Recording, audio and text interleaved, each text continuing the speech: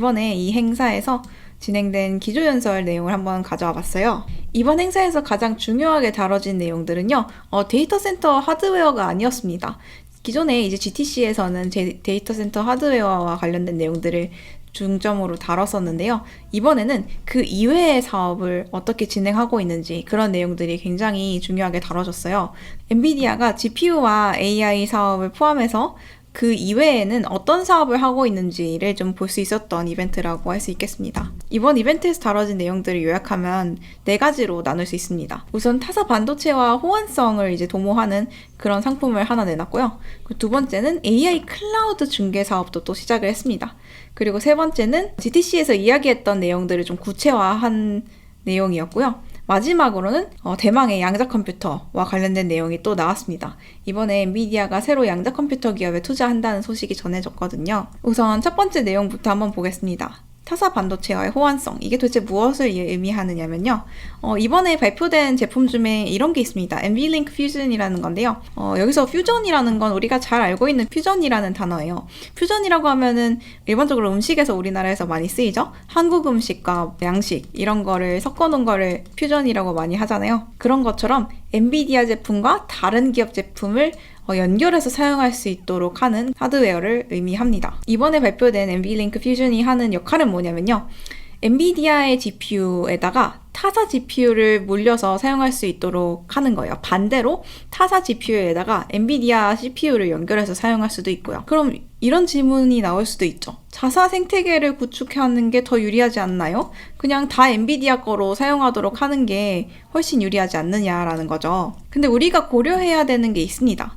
빅테크를 중심으로 이 커스텀 칩, 자체 반도체 개발이 굉장히 이제 가속화되고 있다는 거죠. 지금도 보면요. 오픈 AI, 메타, 구글 이런 기업들에서 커스텀 반도체에 이제 박차를 가고 있다라는 소식들이 굉장히 이 25년도에 들어서 많이 이야기가 나오고 있어요. 그리고 이런 기업들에서 엔비디아 의존성을 낮춰야 된다 이런 이야기도 나오고 있다는 게 보도가 되고 있습니다. 특히 엔비디아에 의존하는 것을 싫어하는 대표적인 기업이 바로 이제 애플이죠. 애플은 엔비디아 제품을 쓰지 않으려고 이제 구글 TPU를 갖다 쓰기도 한다라는 이야기를 예전에 한번 다뤘던 적이 있는데요. 다른 빅테크들에서는 애플처럼 극단적이지는 않지만 어쨌든 장기적으로 엔비디아에 너무 의존하는 것은 좀 꺼려하는 그런 움직임도 나오고 있어요.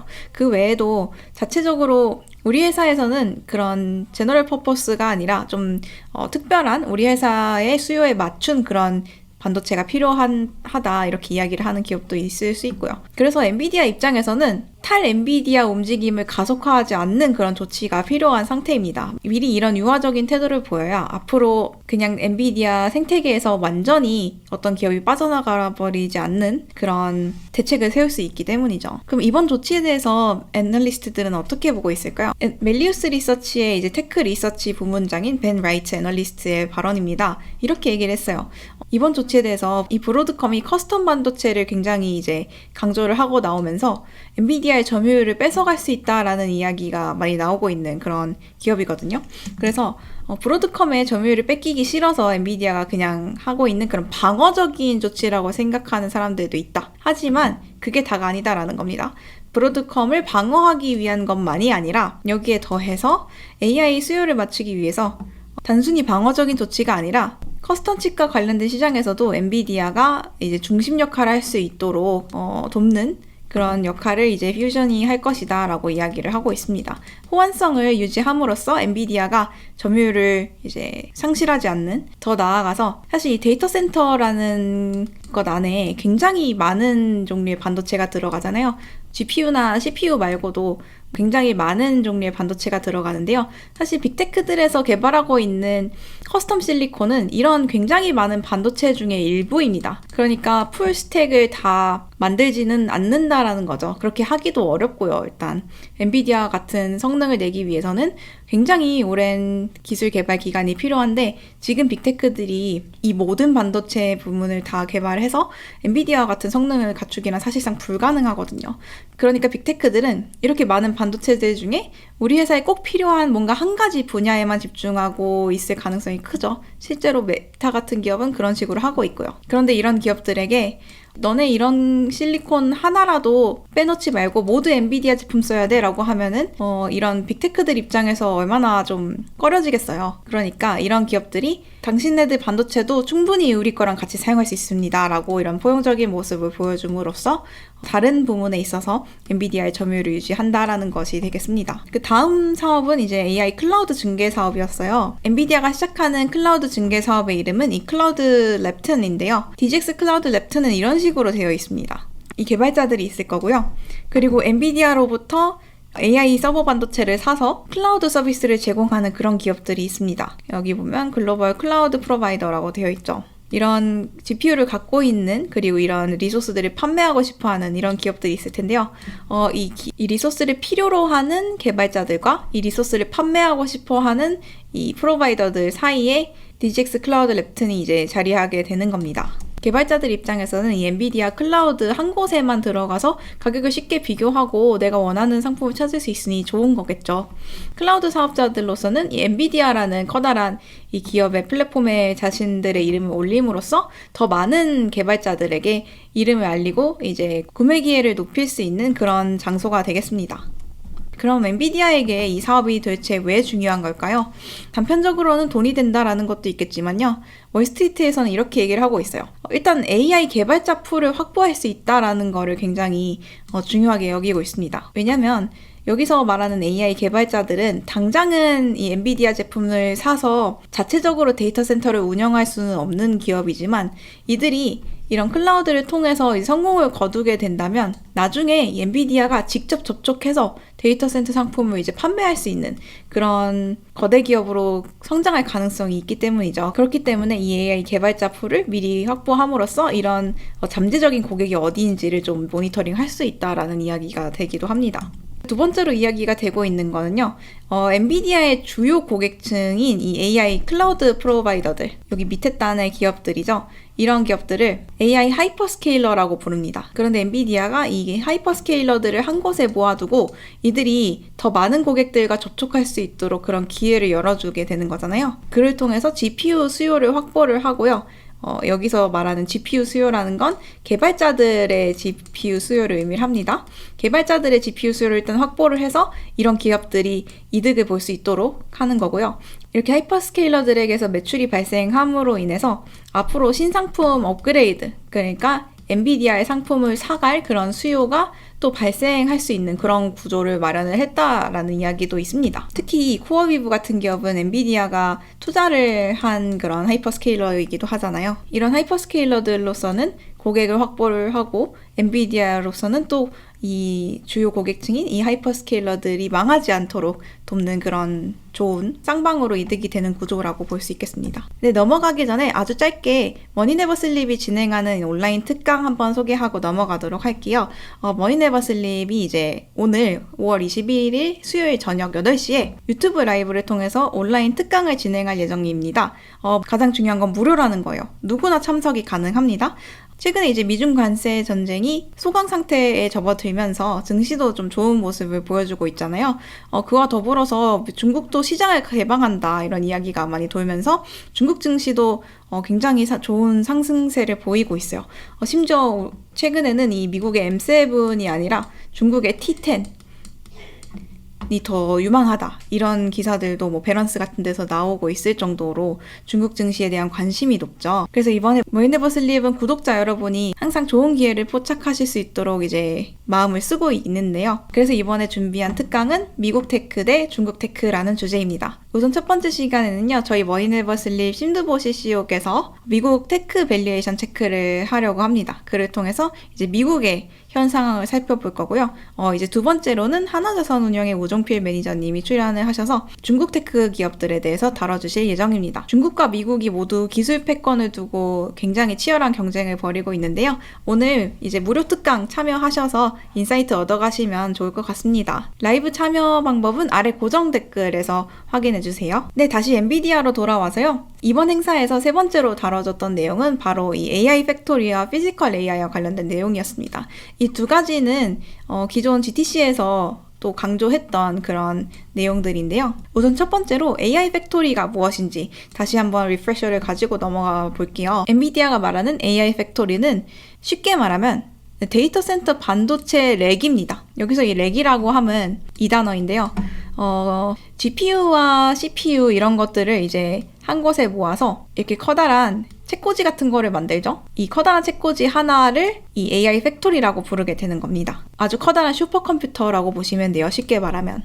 뒤에 이 배경처럼 생긴 건데요. 이번 컴퓨텍스 행사에서는 새로운 이 AI 팩토리 렉을 발표를 하면서 하드웨어 스펙을 공유를 했습니다. 여기에 들어갈 하드웨어는요. RTX 프로 6000 블랙웰 서버 에디션 GPU가 8개가 들어가고요. 그리고 블루필드 DPU가 들어가고 그 외에도 GTC에서 발표했던 여러 가지 그런 연결성 장비나 이더넷 장비 같은 것들이 모두 포함이 되어 있습니다. 기존에 엔비디아가 AI 팩토리를 언급했던 이유는 전 세계의 컴퓨팅 패러다임이 바뀌었다라는 점을 강조하기 위해서였습니다. 기존에는 컴퓨팅이 스토리지 베이스드였다라고 얘기를 했어요. 그러니까 뭔가 기록을 저장하고 다시 꺼내 쓰고 이런 것들이 컴퓨팅 작업의 대표적인 용례였다면 이제는 단순히 뭔가 저장되어 있는 정보를 빼다 쓰는 게 아니라 새로운 정보를 생산해내는 그런 Generative Based Computing이 대세가 될 것이다 라고 얘기를 했어요.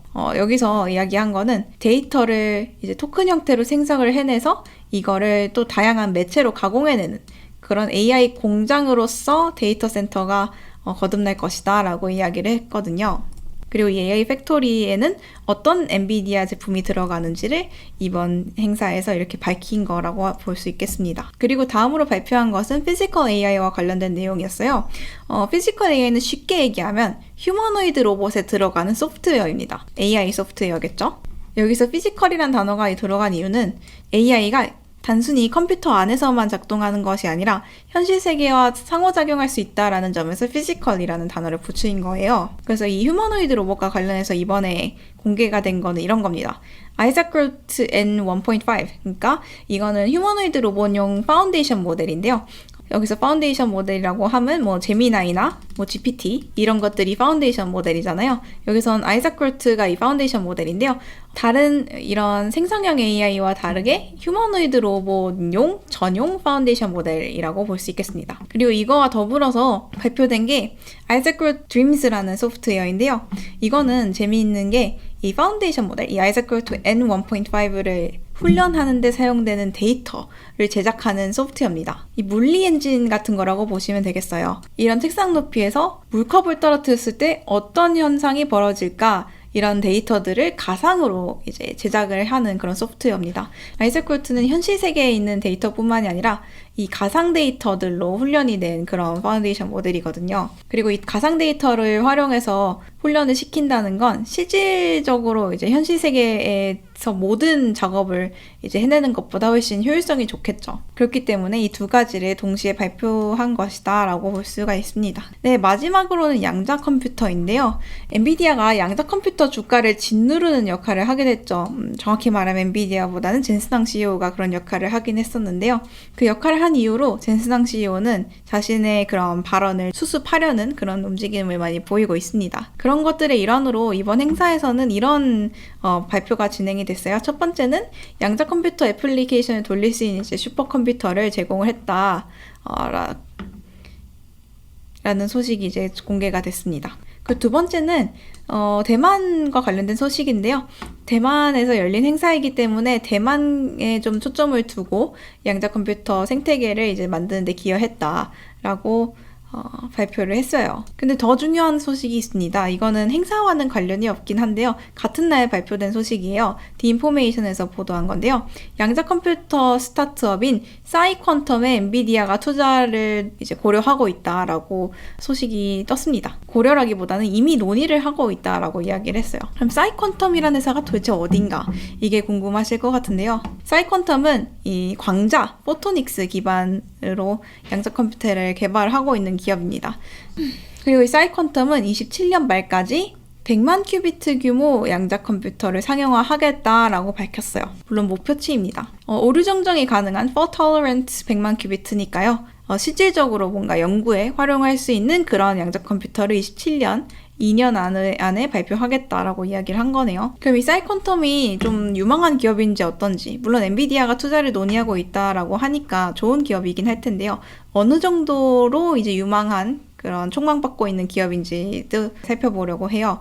로이터에서 보도했던 소식인데요. 사이퀀텀이 지난 4월에 60억 달러 기업 가치를 인정받았다라는 소식이 나왔습니다. 펀딩을 진행할 때 60억 달러 가치를 인정을 받고 7억 5천만 달러 펀딩을 확보했다라고 되어 있어요. 그리고 이 펀딩에 참여했던 기업은 블랙록, 플레이그라운드 글로벌, 마이크로소프트 벤처인 M12도 이제 참여했다라고 되어 있습니다. 그럼 여기서 우리가 이제 비교를 해봐야 되는 게 있죠. 이 60억 달러가 대체 얼마나 큰 규모인가? 양자 컴퓨터 기업에 있어서 60억 달러 가치를 인정받았다는 게 어느 정도인가가 궁금하실 텐데 일단 시총 기준으로 따져봤습니다. 상장사를 기준으로 보면요. 아이온큐의 시총이 93억 5천만 달러입니다. 5월 20일 기준으로요. 리게티의 경우 35억 달러고요. 디웨이브는 38억 달러입니다. 그러니까 지난해에 우리나라 투자자들 사이에서 굉장히 핫했던 이 두 기업, 리게티와 디웨이브보다도 이 사이퀀텀이 2배에 가까운 그런 기업 가치를 인정받았다라고 할 수 있겠어요. 아이온큐보단 조금 못하긴 하지만요. 사실 엔비디아는 그동안 투자해온 기업들을 보면요. 엔비디아의 상품을 직접적으로 사용하는 그런 기업에 투자를 해왔습니다. 코어위브는 앞서 살펴봤던 AI 클라우드 기업이에요. xAI는 다들 아시는 그록을 만든 그런 AI 스타트업이고요. 이 두 기업은 실질적으로 지금 당장 AI 반도체가 필요합니다. 엔비디아 제품을 사서 써야만 하는 그런 기업들이에요. 그러니까 이 기업들에 투자하는 건 어느 정도 상생하는 효과가 날 수 있겠죠. 서로 윈윈하는 그런 효과가 날 수 있는데요.